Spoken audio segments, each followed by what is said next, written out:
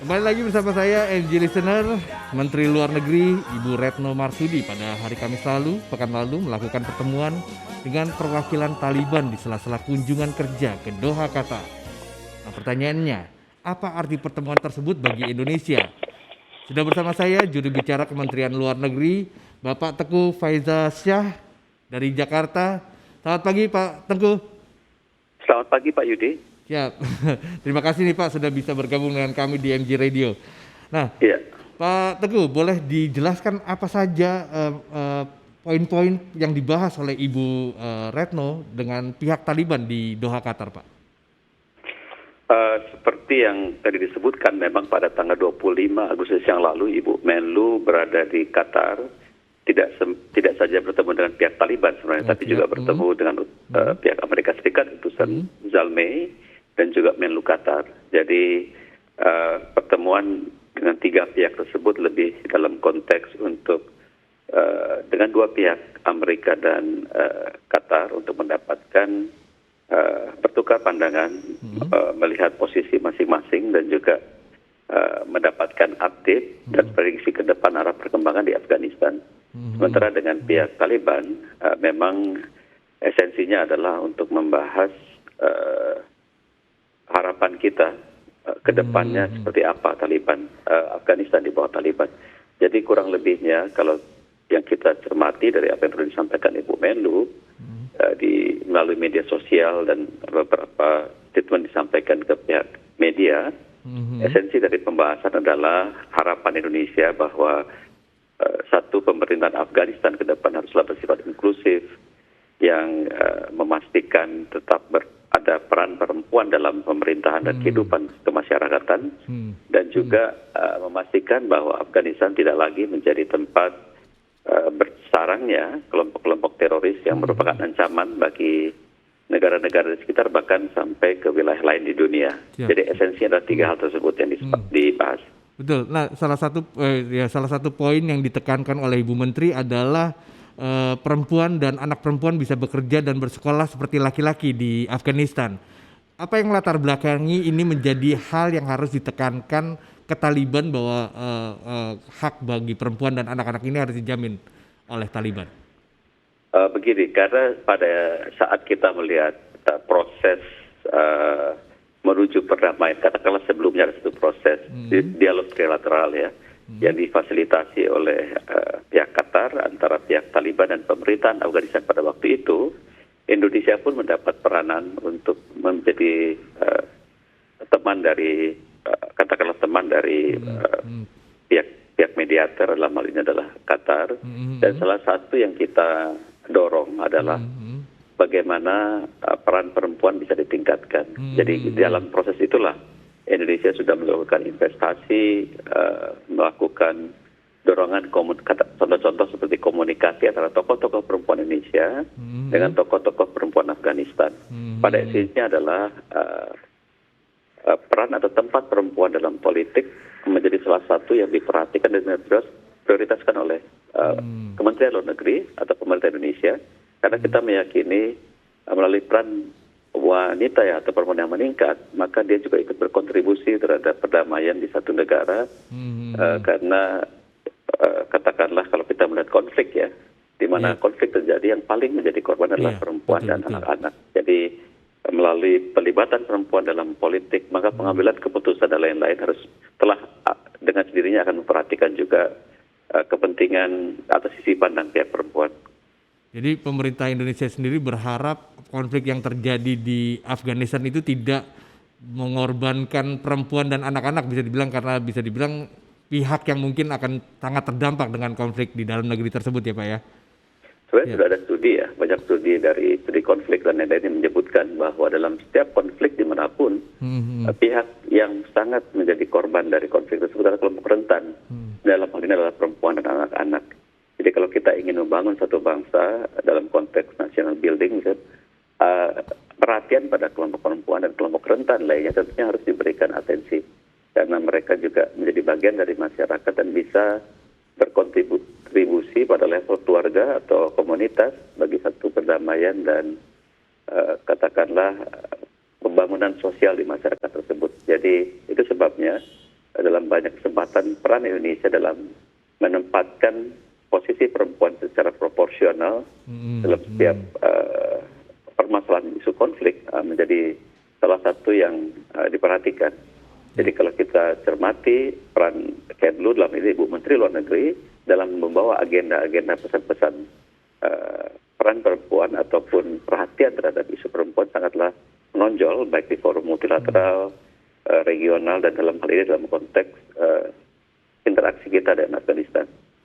Nah, Pak Tengku, Indonesia bisa dibilang kan jadi negara pertama yang bertemu dengan perwakilan dari Taliban setelah pasca dari mereka berhasil mengambil alih kepemimpinan di Afghanistan. Nah, seperti apa sih sebenarnya sikap Indonesia sendiri terhadap bisa dibilang mungkin pemerintahan baru, kalau kita bisa bilang agak cukup masih baru ya, tapi seperti apa sih pemerintah kita melihat atau menganggap Taliban saat ini, Pak Teguh? Sebenarnya begini ya, kalau kita melihat ke belakang sejak tahun 2018 sebenarnya interaksi kita dengan tokoh-tokoh Taliban sudah terjadi ya, khususnya melalui peran Indonesia untuk ikut menjadi pihak dalam menciptakan, membantu berkontribusi bagi perdamaian di Afghanistan. Kontak dan komunikasi itu terus berlanjut sampai beberapa waktu terakhir juga dalam pertemuan di Doha, Ibu Menlu juga bertemu dengan pimpinan Taliban dan saat kemarin juga secara khusus pasca jatuhnya Kabul bertemu dengan tokoh-tokoh politik Taliban di Qatar. Namun komunikasi yang terjadi tidak serta-merta dapat dikatakan sebagai satu pengakuan pada saat sekarang ya, pengakuan pemerintahan. Kita belum melihat satu proses konsolidasi yang menjamin adanya stabilitas dan juga seperti disampaikan oleh Ibu Menteri Luar Negeri, harapan kita satu pemerintahan yang inklusif, yang memperhatikan peran perempuan dan memastikan tidak adanya lagi tempat bagi kelompok teroris, itu hal-hal yang ingin kita lihat juga sudah terrealisasikan pada saat nanti Taliban betul-betul mengelola negara Afghanistan. Kalau dari sisi konteks pengakuan, Indonesia selama ini kan menerapkan pengakuan negara. Jadi kita mengakui negara Afghanistan sebagai negara berdaulat, pemerintahan bisa silih berganti atau siapapun menjadi pemerintahan, namun posisi kita terhadap pengakuan terhadap negara Afghanistan tidak berubah.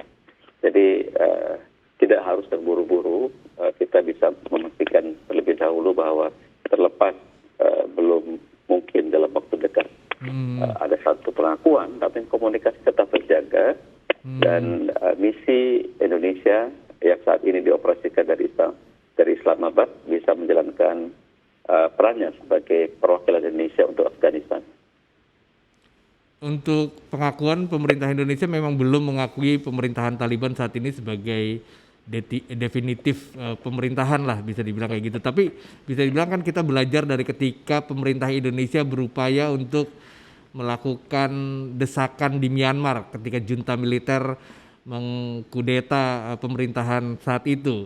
Persepsi publik di dalam negeri bahkan di omongan internasional bisa dibilang terkesan Indonesia sudah mengakui junta militer. Nah, apakah itu tidak jadi pelajaran tersendiri untuk pemerintah Indonesia di kasus Afghanistan, Pak Tengku?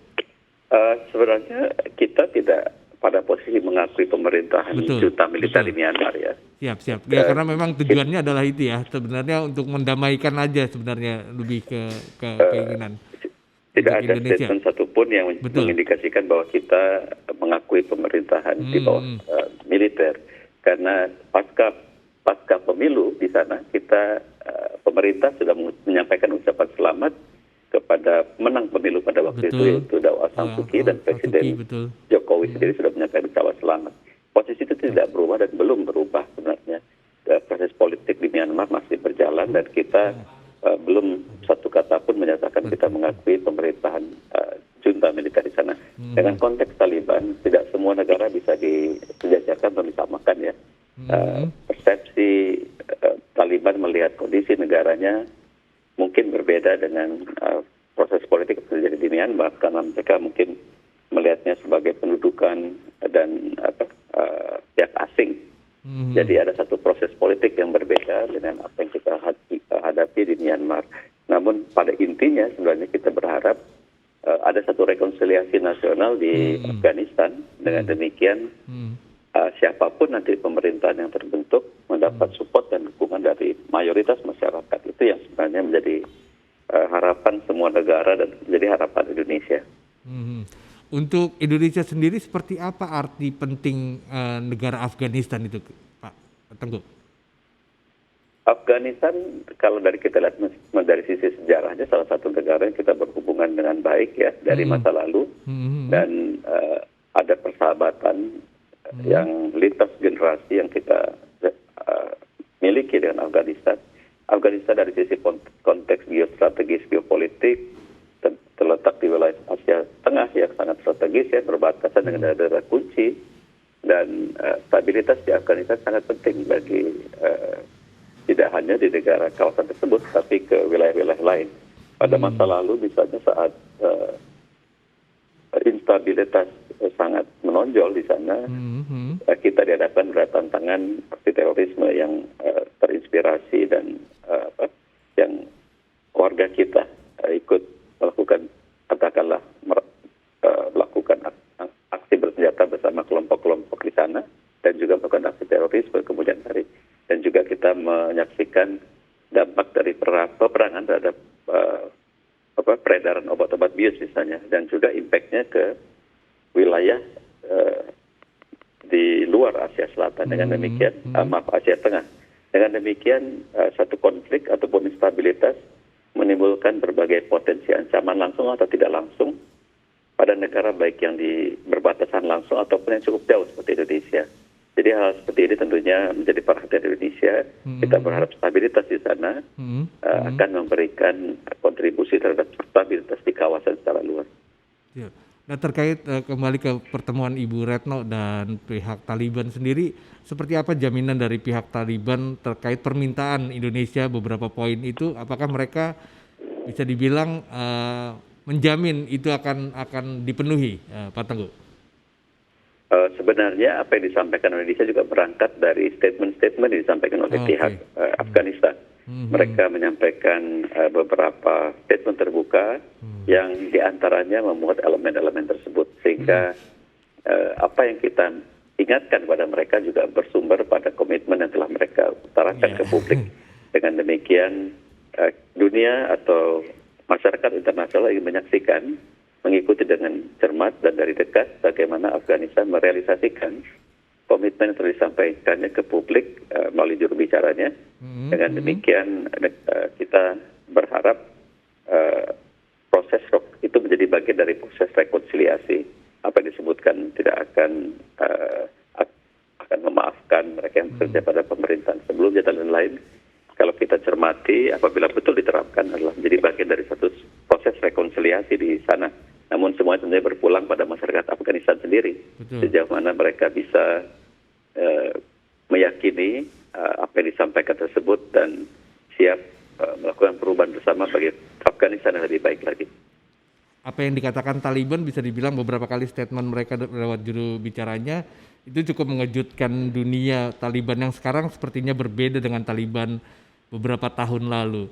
Bisa dibilang seperti itu. Nah, apakah ini juga yang melandasi kita nantinya Indonesia itu cukup harus menjaga hubungan baik dengan Afghanistan yang bisa jadi sudah akan bertransisi pemerintahannya ke Taliban.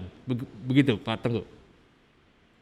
Kita berharap ya modal yang sudah diperoleh setelah 20 tahun ada proses pembangunan nasional, pembangunan masyarakat, walaupun oleh pemerintahan yang katakanlah berseberangan dengan Taliban menjadi modal awal mereka untuk membangun satu Afghanistan yang lebih baik lagi. Setidaknya sudah ada orang-orang yang terdidik, orang-orang yang sudah mampu mengelola pemerintahan, dan mereka menjadi aset karena profesionalitas yang mereka miliki. Hal-hal seperti ini sayang sekali apabila kemudian tidak dimanfaatkan secara maksimal oleh pihak Taliban. Namun tentunya mereka sendiri sangat berharap adanya jaminan keamanan misalnya. Dan hal seperti ini kalau kita ikuti memang sudah disampaikan oleh Taliban sebagai janji politik mereka.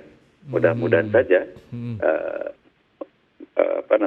mereka bisa ikut berkontribusi bagi dalam membangun negaranya sendiri. Karena kalau kita membayangkan mereka yang ingin keluar dari Afghanistan, itu bisa menjadi potensi larinya orang-orang yang profesional yang sebenarnya sangat dibutuhkan untuk memajukan Afghanistan sekarang. Jadi ini salah satu perkembangan yang sangat cepat ya, dan kita harapkan sebenarnya ada satu proses rekonsiliasi yang bisa menciptakan stabilitas dan perdamaian di sana. Ya berarti pemerintah Indonesia berharap apa yang terjadi di Afghanistan itu transisinya tidak akan mengorbankan perempuan dan anak-anak, dan juga bisa ikut membantu dunia berperang melawan paham radikal yang saat ini sedang berkembang. Seperti itu ya Pak Teguh ya?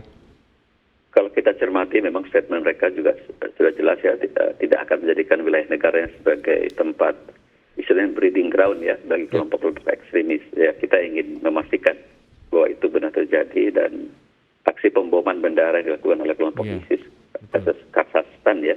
Iya betul. Maaf saya kurang ingat persis namanya, juga menunjukkan bahwa mereka sebenarnya berseberangan juga dengan pihak Taliban.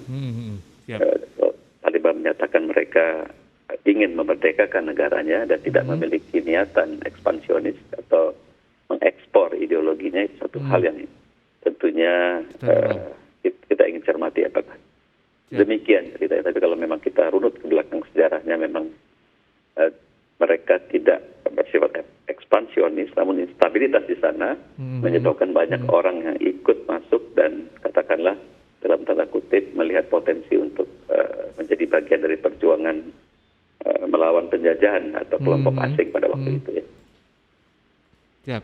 Terima kasih juru bicara Kementerian Luar Negeri Indonesia, Tengku Faizazah, pagi ini telah bergabung dengan MG Radio untuk menjelaskan soal pertemuan Ibu Retno Marsudi, Menteri Luar Negeri dengan perwakilan Taliban di sela-sela kunjungan kerja di Doha, Qatar.